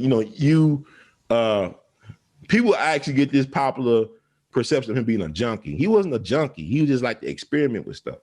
He called his band The Experience. He liked to experience with different things, dibble and dabble and move on. He was all about, living life and partaking in everything that he wanted to do. He only lived to be 27, but I mean, he did a lot in those 27 years. But what I'm saying is I don't know what I'm saying. I guess what I'm saying is I'm just talking a lot of noise, but my thing is that a lot of us don't really know what we're doing when we do what we do. I just know it works best when you trust your instincts, regardless of what the outcome may appear to be or perceived to be by others and even yourself at the time. I think you could never go wrong when you trust yourself, become more intuitive with yourself. I know you talk about, we was talking about, you like Sidney Bechet, or you was introduced to Sidney Bechet. Yeah. I mean, talking about Sidney Bechet. And his birthday was yesterday, May 14th. I was like, oh, Sidney Bechet is amazing. And I spelled his last name wrong. And I said he played the flute. He doesn't play the flute. He plays it's kind of like the flute. Like, I guess like you can look at soprano, saxophone, clarinet, kind of like a flute. It's a wind instruments or whatever. Oh, I'm sorry. I was ignorant and retarded. But no, you're not ignorant and retarded. No, it was, well, I bring up Sidney Bechet, and he's a fascinating individual. Like Duke Ellington said, probably be the most unique man in our music. And what people don't understand about Sidney Bechet, he's not well known like he should be in America. To me, I think the baby, the rapper, is Sidney Bechet's revenge. I think the baby is Sidney Bechet reincarnated. I really do. He's a Capricorn, so he's an Earth sign. Sidney is a Taurus, Earth sign. So I think Sidney Bechet's act came back as the baby to get his acclaim over here in the state to get what he could get while he was in America. He had to leave America; he couldn't make no money, and he went to France, became a national hero. He had a nice recording contract, made a nice living. You know, died a national hero. He died on his birthday 62 years ago. He was 62. 6 + 2 is 8. Interesting number, but 8, I guess. But Sidney Bechet is fascinating to me because Duke Ellington first heard, I believe, Sidney Bechet at Howard Theater in DC back in 23. And that's the sound he was chasing for his whole career. And Duke Ellington had a band for 50 some years. But you listen to Duke Ellington, listen to Sidney Bechet, you can say, okay, because Sidney Bechet actually played with Duke Ellington's band, the Washingtonians, I believe. And but that sound is crazy, the vibrato, the wideness of it. It's like you could tell he was a romantic, but he had like a lot of passion for living. That sound was amazing because I think even he trained Johnny Hodges. I don't know, you know who Johnny Hodges was. He's an alto saxophonist for Duke Ellington. They call him Jeep or the Rabbit. The man had like a smooth, sexy, like, you know, like you could make you cream or something. They had one of those sounds like, you know, on his alto. I'm talking about, he's just, women probably throwing pennies at him on the stage, whatever. He just had a great sound. But he was taught allegedly by Sidney Bechet. I think Sidney Bechet was going around with his sister, and he taught Johnny Hodges how to have that sound. And you could hear Sidney Bechet and Johnny Hodges sound. And also with Sidney Bechet, he, you know, Woody Allen, I think he plays soprano saxophone and clarinet too. His music hero is Sidney Bechet. Like he was inspired by Sidney Bechet to play, I think, clarinet and saxophone, soprano saxophone. I think there's a documentary about Woody Allen going around traveling, playing Dixieland recordings, playing like Sidney Bechet. You know, and the theme song for his movie, I think Midnight in Paris. I don't know if you even look at Woody Allen movies. You probably say, this guy like R. Kelly and Woody Allen. I know. I'm like, I'm trying to like it, but I'm like, But you know, Woody Allen was a very successful stand-up comedian. Which, I mean, you know how to tell stories, but Woody Allen's, you know, but I'm looking at, he like that movie Midnight in Paris is cool to me. I like Woody Allen movies. I'm just different. Like I like Bullets Over Broadway and stuff like that he did. And, you know, it's kind of like it's weird. It's a double standard. As far, I don't look at the personal lives of the people a lot of times. Like, you know, the art is something else. You know what I'm saying? If you look at anybody's life real close, it's really effed up. You know what I'm saying? If you follow me around for 24 hours with a camera, you'll be disappointed. Trust me. But, there was a theme song for Midnight in Paris that came out a couple years ago. I think Owen Wilson was the lead. It's actually a pretty good movie because it's about this dude traveling back in time to the like the golden age, like the 20s, like the Harlem Renaissance, all this stuff, traveling back in time to meet all these historical figures like Brigtock Smith, who was a famous black club owner from Virginia, but she owned a lot of clubs over in France and Europe and stuff like that. And you had Clive Owen playing Ernest Hemingway, which was pretty cool. And yeah, all these characters he was mean, but you know, it's funny. But with Sidney Bechet, to me, he was kind of like a gangster rapper in a way because he actually got in a shootout in Paris. You ever heard about that? He got in a shootout over chord changes with I think a pianist from Chicago. They were shooting down the streets of Paris over chord changes. It's like some Harlem Nights type of stuff. But he got arrested, spent like almost a year in prison, and got deported, you know, from France. But came back as a hero to France back in the 50s. wow. So I mean, it's fun. But people should read his book called Treated Gentle, his autobiography. You know, the thing about Sidney Bechet, he was functional illiterate. He couldn't read or write. So he was telling his story to this guy. And I think the guy said it was weird writing his story because the Sidney Bechet he knew was not as generous or kind or considerate as in the book. You know what I'm saying? Because Sidney Bechet, like I said, he got in a shootout with a dude over chord changes, supposedly. You know, I think he hit a woman by accident. When he trying to shoot the guy, he couldn't shoot straight. He could play great, but couldn't shoot straight. But without Kenny G, without Sidney Bechet, there'd be no Kenny G. Kenny. I was out without Kenny G. I mean, we won't miss Kenny G, you know, if he ever existed. But you have Kenny G because of Sidney Bechet. Because Kenny G is known for soprano saxophone, and really there was not another dominant force on the soprano saxophone until John Coltrane. Mm-hmm. It took a decade, you know, for them to get somebody that had an alternate and interpretation of voice on that instrument, because it's such a hard instrument to master because of the tone. And trying to get it in tone and all that, whatever, in tune, whatever. But my favorite things, you could thank Sidney Bechet for inspiring Coltrane to do my favorite things on soprano saxophone. I would think so anyway. But they actually destroyed his home, his childhood home in New Orleans. They had a policy of neglect. They let the thing rot for decades. You had people trying to get people to preserve it. People, oh man, this is a childhood home with Sidney Bechet.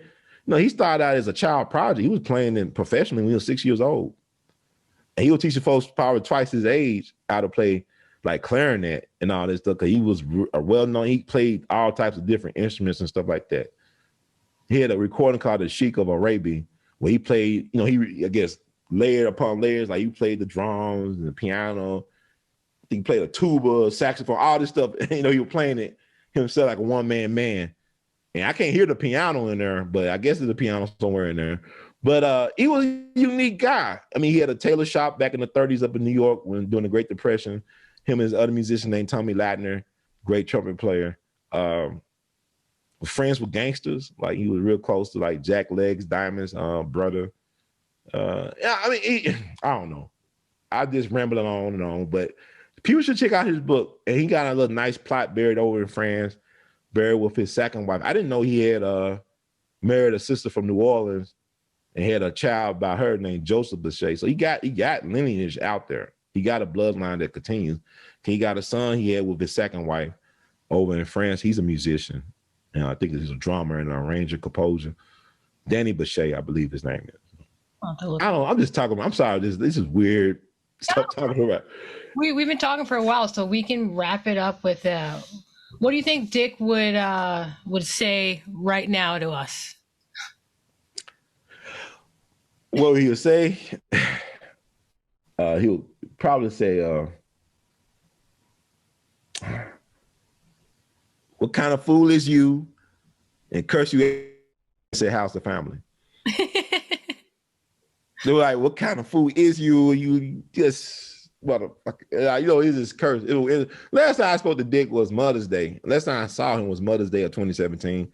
So Mother's Days kind of hit different for me, just thinking about that. I went to, he did a show up in St. Louis, like a homecoming show at the Helium. I think the Helium Club or whatever is part of the mall. Okay, yeah. The Galleria, I think. And he did a show and he was running late. Like he was coming from the airplane or the airport straight to the show. And I try to tell people like all these conspiracy theories, maybe Dick had an unusual life. Nobody dies from natural death, I believe, anyway. I mean, there's always something else that have helped you to die. Whether you've been exposed to asbestos or something, it's always something that's helping you to die. And like he was 80-something years old, right? So he was crisscrossing the country on an airplane. Instead of you sometimes going to the hotel, he goes straight to the venue. So there's a lot for anybody, any age to deal with, like the hustle and bustle, all that stuff he was doing, especially for an 80-something-year-old man.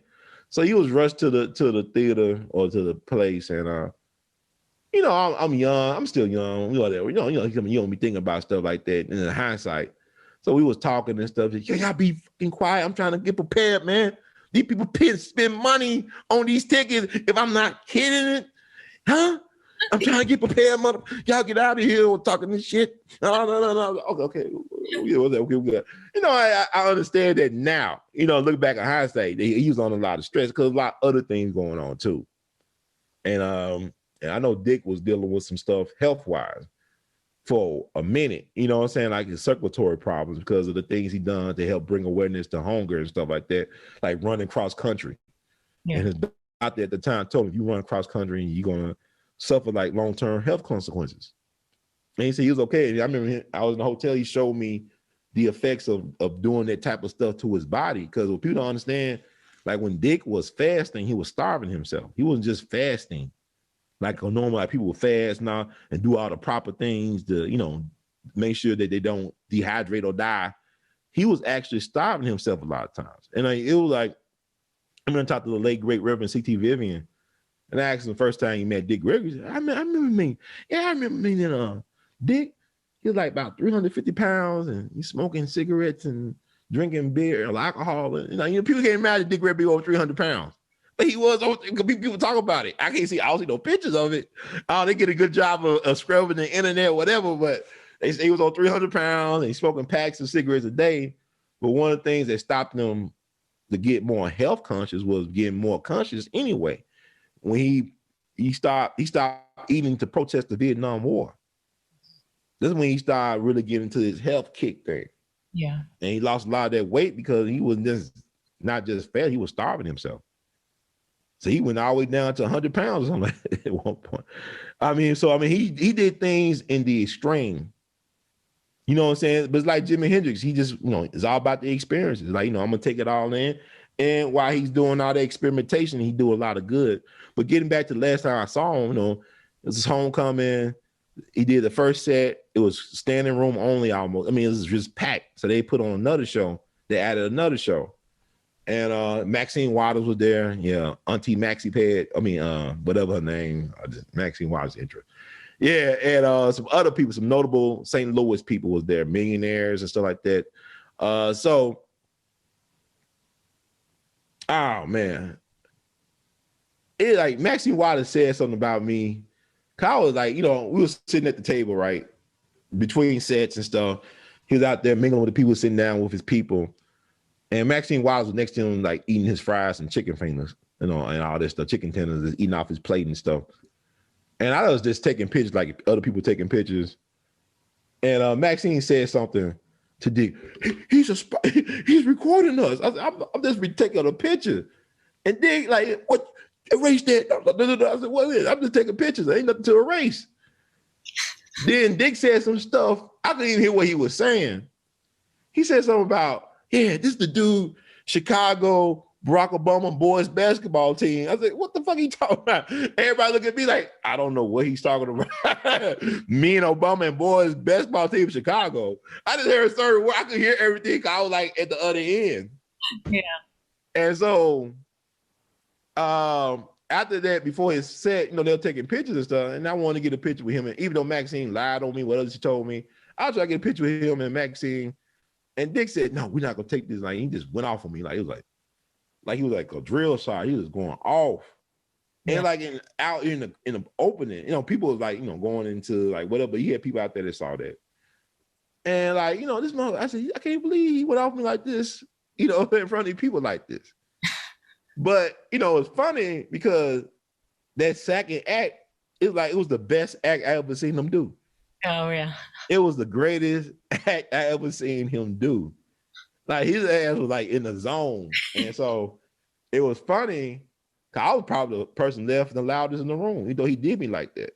So like after everything was over, he came up to me. Like one of his people, like he's homeboy from St. Louis, right? So he got a lot of family and friends. He had his nephew out there from LA that was there to see because he was dealing with a lot of stuff, some stuff going on with him personally, like health-wise. So one of the family friends come in, he really loved you, man. How you love? What the hell you get that love? Yeah, man, he really likes you. He really loves you. It indicated to me like nothing happens. I'm like, man, sometimes we take some pictures and shit. I got pictures.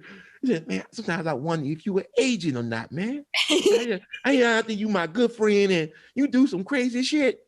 I was like, what you talking about? He said, man, I'm going to see you in Arkansas. You going to see me in Little Rock? So he had another thing coming on Little Rock. His last gig he actually did was in Arkansas. But this was like before that gig. And I said, yeah, but I said, I ain't going to never see this dude again. That's why I said, I ain't going to forget all that. This dude crazy. He not paying me to be like this. This is so. But then it's something that happened that night that actually probably saved his life. I don't think he ever knew about it. Because he said something to somebody that he probably shouldn't have said. It's Dick Gregory, but the dude took it wrong. So I actually had to intervene. And I'll probably save that, but but everything was cool. He survived that night. But it was interesting. Like that was the last time. But there's a picture of me with Bobby just looking at me crazy, like in his face, like, no, I'm just looking in the camera. He's looking, motherfucker, what the fuck? What the fuck, man? What the fuck going on? You an agent? So it's funny. But in hindsight, first, like, man, this is bullshit. You know what I'm saying? Like, this is then like I'm glad he did me like that because it made me tougher. Mm-hmm. You know what I'm saying? Because a lot of folks can't take that. Cause I know I try to introduce people to Dick Gregory. They say, well, I don't know me. He might curse me out. Wait, if he curse you out and say, how's the family, that's an honor. Yeah. I mean, he likes you. You know, 'cause he'll curse you out. I mean, I talked to his family members. I mean, can you imagine having Dick Gregory in your home, living with Dick Gregory? Would you want to live with Dick Gregory? I know you're a fan. Would you want to live with Dick Gregory? Come on, man. 1 week. 1 week. 1 week, right? But get all you can. Get all you can and get out. But it was interesting. Like I said, I remember I waited for him like 13 hours one time. I think about 13, 12 hours in a hotel lobby in New York City back in 2016. Like I went, like I said, that same week we had his birthday party. He was surprised to see me at his birthday party at Caroline's.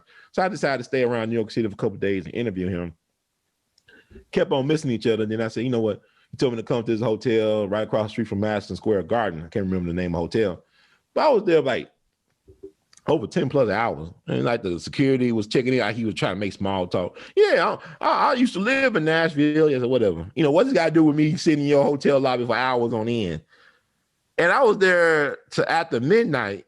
And I don't know what I was doing. Maybe looking through my phone or something. Then I saw somebody's shoes. Hey, Brother Ron. I said, what? Oh, it's Dick. It's you? Yeah, man. You know, he said, like, what happened with it was he didn't know he was going out of the city for so long. Like, he went to see some type of spiritual guide or shaman or something like that. And they read him something, whatever. And he had one of his assistants with him who, when he come to New York City, she would be around, taking him around, make sure he get to his places. So he was gone for a minute. He was gone longer than he thought he was going to be gone. So when we went to the bodega, right up the street from the hotel. And he was getting late night dinner, whatever. And this is why I saw Dick had, I saw the bologna and tuna come out. He put a little bit of it back. You know, I said, whatever, man. You eat your bologna and tuna. People think you're hereditary anyway. You already small, whatever. You paid your dues. So eat your little food. And I mean, we was in bodega like young black dudes, right? And somebody said, hey, man, it's Baba Dick Gregory. Hey, yo, son, it's Baba Dick Gregory. So they started talking, happy young black guys, right? They were happy to see Baba Dick Gregory. Yo, son, it's Baba Dick, man. What's up? Hey, how y'all doing? How's the family? You know how Dick Gregory. Yeah. Then we walking outside back to the hotel. One of the young guys came out the grocery store. Dick was talking to me about something. Then young guy kept on interrupting Dick. Hey, Baba Dick Gregory. Hey, wait a minute, man. I'm saying here, we about to go have dinner with a friend of mine, and you keep on interrupting me, man. But I don't want to hear that shit. You don't give this shit to Bill Cosby. Bill Cosby, I do more shit for y'all than Bill Cosby. You don't do this shit to him? Huh? And dude, he thought dude would be mad. Dude was happy to get cursed out by Dick Gregory. It was like it made his night. It probably made his own life. He probably tell this story to his grandkids or whatever one day. He was a young guy, but I'm saying like, Dick, so you won't do this to Bill Cosby? Look what I do all for you black people. I'm trying to go to eat with my friend, and you keep on following me around. Stop following me around. You know, all that crazy stuff. But anyway, it was funny. But that night, I spent the night in his room, and Dick was like a mad scientist. This is my even staying with Einstein, because he had stuff all over the place. Yeah. Like you couldn't even move like stuff, like newspapers, clothes, stuff in the restroom. I had to use like, hey, whatever, man. I take my chances. Stuff everywhere, right? But I want to Dick every sleep though, because Dick is so hyper and stuff. And the thing about Dick Gregory, when he sleeps. He'll get a deep sleep in. So I spent a night in the hotel with him. And the next morning, next day, whatever, we do this interview. And I think it's probably the most popular Dick Gregory interview I ever did. You know what I'm saying? In terms of him just sitting up talking about Trump and all this stuff. His hair all over his place is, bland background. That's in a New York City hotel. So I waited for like 12 or 13 hours and paid off with that interview that we did. And so, yeah, Dick Gregory is interesting. He's a fascinating dude, man. I can't say he's missed because he's just so, like I said, omnipresent. But I think about him every day. So I don't know. I don't know what to say. I don't know. I told you anything of worth. No, it was 30 minutes. I love it. I want you to plug anything you have. If you have, I think I listened to your live the other day and you said you had a music gig coming up. Yeah, it's like a thing where we try to honor this guy named Jimmy Lunsford. I mean, I think, this picture I did back in 2011, Jimmy Lunsford. Mr. Lunsford was a great man. He was really had the greatest swing band of all time, but he started as a teacher here in Memphis back in the 20s. And he basically he became the first high school band director for a black school in the city of Memphis as a volunteer. He wasn't hired to be there. He was hired to be anything but a music instructor. But he was a social major at Fisk University. He's from Fulton, Mississippi, born there June 6, 1902, but was raised in Denver, Colorado. And his music teacher was Wilberforce Whiteman, who's the father of Paul Whiteman, who's a very successful commercial jazz band leader. They call him the king of jazz, and he was white, and his name was Whiteman. Can't make this up. But he was the guy who commissioned George Gershwin to do Rhapsody in Blue. Okay. That's Paul Whiteman. He's very prominent. But his father used to teach black kids like Jimmy Lunsford. He believed that all children had a right to a decent music education. So Jimmy Lunsford was one of those kids, and he was a prodigy of sorts. He could play everything and anything, was a gifted athlete, went to school at Fisk, like I said, and came to Manassas High School back in the 20s, basically used his best high school students to form a professional band. 4 years after leaving Memphis, became the house band of the Cotton Club back in 1934 after Duke Ellington and Cab Calloway. His band was the #1 attraction in the Apollo Theater for a whole decade. He was also an aviation pioneer where he owned and flew his own airplanes to gigs sometimes. He brought his first airplane in 1940, I believe, for either 1939 or 1940 for $20,000, which would be over $300,000 in today's money, just during the Great Depression. So this type of money he was making. And he was the #1 band for black people in America. I mean, he was called the Harlem Express. He broadcast live from Cotton Club, CBS radio. Miles Davis used to listen to him growing up in East St. Louis. Quincy Jones was inspired by Mr. Lunsford as well. And what I love about him is the fact that, and also he's credited with being the first person to teach jazz studies in a formal educational setting. He was doing this for kids in the 20s, so he's the first person in the world credited with that. And what I love about him, he would start music education programs to keep kids out of school. Keep kids in school and out of trouble, excuse me. And when he'll come back to Memphis and sell out the church auditorium, he'll go back to Manassas, do free concerts and musician clinics for the kids. So I know people who are beneficiaries of his generosity that end up becoming phenomenal music educators and musicians as well. Like Mr. Emerson Abel Jr., who's deceased, but he was the high school band teacher of Isaac Hayes. He kicked him out the high school band, ended up working for Mr. Hayes at Stax. He helped him compose and arrange the Shaft theme that he won an Oscar for. I believe Isaac Hayes thanked him during his Oscar acceptance speech.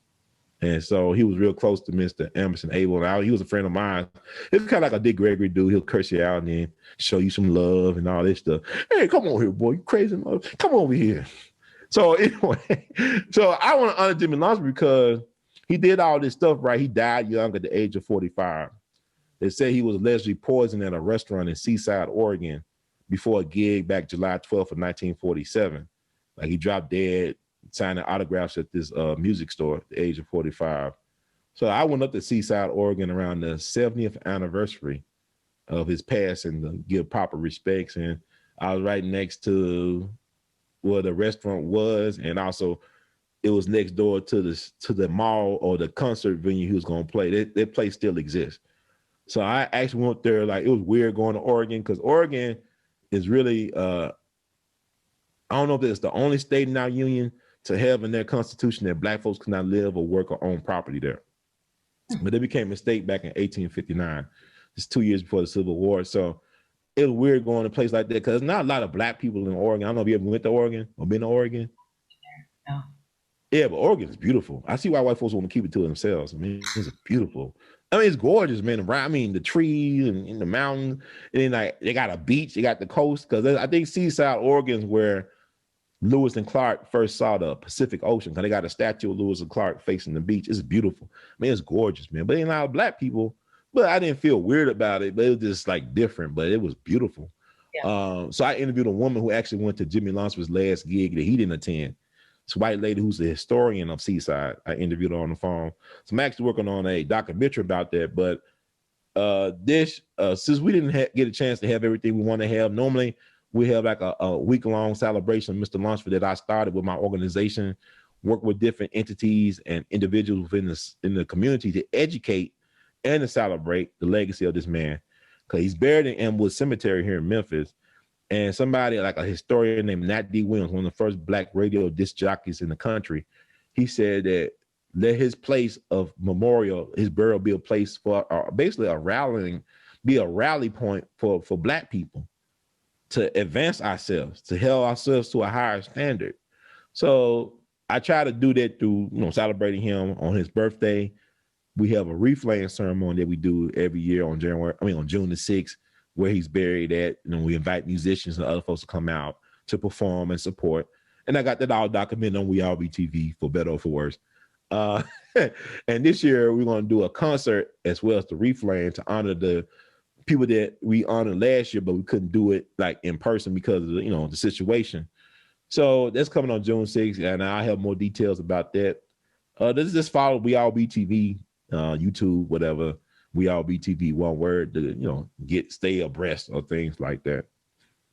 Yeah, I don't know what I'm talking about, but okay. I'm all about my guests getting paid for their work too. So if you want to leave your Cash App, you can do that too. Cash App R2C2H2. That's the Cash App. But this work we do is interesting. Like Bobby Dick Gregory would say, sometimes when the universal God uses you, it leaves no fingerprints behind. Because a lot of I look at Bobby Dick Gregory, his story, even though he's well known, he's not known for a lot of things that he actually contribute to, which is amazing. I mean, you look at the breadth of it. Yeah. And I believe I'm going to talk to Dr. Christian Gregory, his left-hand man. I mean, his right-hand man. I'm left-handed. I'm thinking about left, but he just had his birthday on May the 13th. He's a Taurus like me. But I'm going to talk to him soon about the projects coming up to honor his father. He got some documentaries and movies and stuff that's coming up soon to honor Bobby Dick Gregory. So it's going to be awesome to educate people about this very storied life and amazing. Because think about Kathy Hughes, right? Radio 1. Dick Gregory used to host a morning show with her. Oh, wow. To help build her organization. A lot of people don't know she used to be on with Dick Gregory, and I wonder why he never got a show. I guess because he was too, it's Dick Gregory. But when she was building her empire, she used to have a morning show, a talk show with Dick Gregory. That helped build up her empire. So I mean, she actually helped broadcast Dick Gregory's homegoing celebration. It's because she owes that debt to Dick. Yeah. Because of what he helped a lot of people like that people don't know about. And he wasn't one to brag about everything either. Mm-hmm. Well, thank you so much for taking the time out to do this. Did you want to, I know you have shirts too, so everybody, if you like his art. Oh, yeah, you go. Yeah, I got this Malcolm, and I'm rocking Malcolm and the M&M brothers, Muhammad Ali and Malcolm X. Yeah. They were real close too. Muhammad Ali was he was Capricorn, right? And Malcolm was a Taurus. They were Earth sign. They got along. What's your sign? A Libra. Oh, that's why I like you. Dick Gregory is Libra. Okay, that makes sense. That makes a lot of sense. You are definitely Libra. So inquisitive. I talk a lot too. I'm sorry about that. Wait, before we go, I heard your DMX, so I need you to. My DMX, huh? Yes. Or whatever you want to say. Okay. Y'all gonna make me lose my mind up in here. You know what I'm saying? It's okay.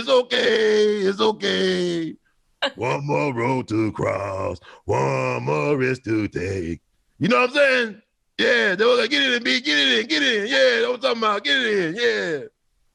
I remember he was on a Ivana or whatever, to fix my life. How you ever say her name? Her name is weird.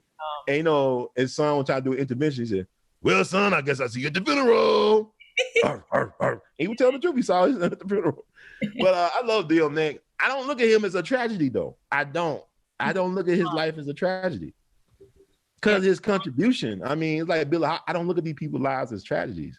Mm-hmm. It'd be a tragedy if he wasn't able to do anything. Yeah. With his talent. I wish he would did more voiceover work, though. I mean, he would have made a lot of money. I mean, you think about Eddie Murphy, the voiceover work he does, and man, DMX would have ruled in that. Yeah. Rudolph the Red Snow Reindeer. He did that song. I mean, he could have made a Christmas album with that. Voice was amazing, but he dealing with the other stuff he dealt with. The fact that he was able to do anything is amazing. Yeah. So I don't think it's a tragedy like people think. I mean, he had a lot of kids too. Yeah. He had fun while he was here. It's not always bluesy and all that stuff. Right. Well, I thank you so much for taking. I keep having like awkward pauses because I don't know what to say next. I'm like, No, you can't say the wrong. I'm making a fool of myself, and that's good. no, It should no. make it more comfortable you to make fool of yourself. Like I said, you're very talented. I'm really impressed by you and stuff like that. The stuff you're able to do. I mean, Saturday Night Live needs somebody like you to write their skits. They're horrible. Jesus. Oh, I don't want any part of that show. No offense to anybody on it. I can see you like even the Mad TV golden era though. You definitely would have I loved Matt thrived. growing up. I was a big fan of Deborah Wilson. That was like, Whatever happened to her? I'm saying you brought up. Whatever happened to that? You ever ran into her in Hollywood or anything like that? I haven't. I randomly looked her up online the other day, and anytime I see somebody with any kind of Democratic crap on their wall, I'm like, God damn it! I want to. We didn't talk about you. So you bleed red, huh? I guess we all bleed red. What the hell that means? Oh, I have common sense, and I was hoping that half the world would have some common sense this time around, but I guess not. I think they did, but you know what? You know who really? You know, selections. You know what I'm saying? Agendas need to be fulfilled. Yeah, yeah. Yeah, but that's cool. We got to talk about you now next time. Oh my God, this is interesting. Oh, yeah. I actually had so much fun. I was really nervous with my first interview with Dr. Phil. Oh, that's the Phil Valentine, of course. I was like, oh, let me be all studious and try to be as professional as I can. But I was like, you know, Brother Ron, I could be a little laid back. Maybe I could You be yourself. You did a great job with Dr. Phil Valentine, though. I enjoyed that. Thank you. But I was like I said, you got so much talent. I just don't know. I guess I had a friend that went out to Hollywood, and you know, the thing about her was I went to college with her. Very talented woman. She had all types of crazy connections. Folks was in the her daddy was a prominent photographer or is a prominent photographer, and she had all type of connections and stuff like that. But she said the reason why she left LA or Hollywood, I ain't gonna call it LA, is different kind of from this Hollywood. You know, you got other things outside the Hollywood thing. But she said even though she had all these connections and stuff, people still just want to sleep with her to get parts, to get hired. I mean, just want to be on the casting council. She said, I'm gonna go back to the East Coast. She got a doctorate. Now she's a professor. I think she's tenured professor at this prominent university. Great. So she did what was best for her. But I'm saying she didn't want to play the game, even though she had the connections. Yeah. They still want her to play that sleeping games type of stuff. I don't have to do it. I'm a lazy sleeper, so. You're like, but I just think that right now it's a great chance for you to thrive. Because I look at your material, and she's pretty good. She's funny as hell. I'm laughing at your stuff. There's a captivating personality. I can tell you're a very intelligent woman. And I want to ask you about the move thing. You said you did the play in college. What was it about? It was about what happened with the move. I forgot what the name of my character was. I didn't play Ramona. I played like the sister of Ramona, and I played a couple of characters because there were several people living in the house. But through doing that play, I learned so much about that, and they definitely left out that they killed way more kids than what the media was saying, because there was a whole bunch of kids in the basement that didn't get accounted for in the story that they told. And so there was a lot more deaths, and just like learning about these people's lives. Like, I get it. It was a lot for some people. Like, I understand you don't want like rats and stuff on your lawn, but they believe that everything and everyone was one, literally. Like a cockroach was their friend, the mouse was their friend, and they would do Tai Chi on the lawn. And then they also had weapons, so that scared a lot of people, but they weren't super violent until they had to be that one day or whatever. But they would just practice, and just learning about how like peaceful and connected to the universe they were. I wish it's just like that message will never get known about Move. It's just, oh, those people destroyed our property and then they got bombed. It's like it's like an ignorant washover of that whole story, and it's just so sad. Yeah, it's the fact that they still play around with their bones. Like, it speaks to like how many people actually died there, and then you don't give them a proper respect. You didn't return the bones to their family. I mean, the remains. I mean, it's just weird. This whole story is weird. Then on top of that, you have a black dude who's the mayor. He's named Woodrow Wilson, of all people. Woodrow Wilson was never a friend of black folks, but black folks voted for Woodrow Wilson, though. But he brought back the Klan. He brought back segregation in the federal government. He was not a friend of black people. You got a black dude named Woodrow Wilson. Good, no good. They use the same names for their scripts. They get pretty sloppy. They're like, we'll just put Wilson Woodrow instead, or what, you know what I mean? They keep using. Yeah. I mean, it's something to think about. But I'm glad that you exist and that you're doing the work that you're doing. And I wish you amplify blessings and success and stuff. And keep on doing what you're doing. I look forward to connecting with you again. Yeah, I would love to do this again in the future. Anytime you have something that you're trying to promote, like I know you said you were working on a documentary. If you want to do like a little quick video to promote that on my channel too, I'm happy to do that too. I appreciate it. That's cool. That's cool. That's what's up. So, are you the only child? No, I was adopted, so I got a whole mix of rainbow family going down. I have two. Oh, it's interesting. Okay. I mean, so I knew there's something about you. I just like you got a great imagination. I know what I'm saying. You got an interest in okay. So we got to interview you. So I do the next time. I look forward to talking about you next time. All right, beautiful. Thank you so much for doing this, Brother Ron. You have a It's an honor. Bye. All right. All right, everyone. Thank you again for tuning in to the Ohdonna podcast.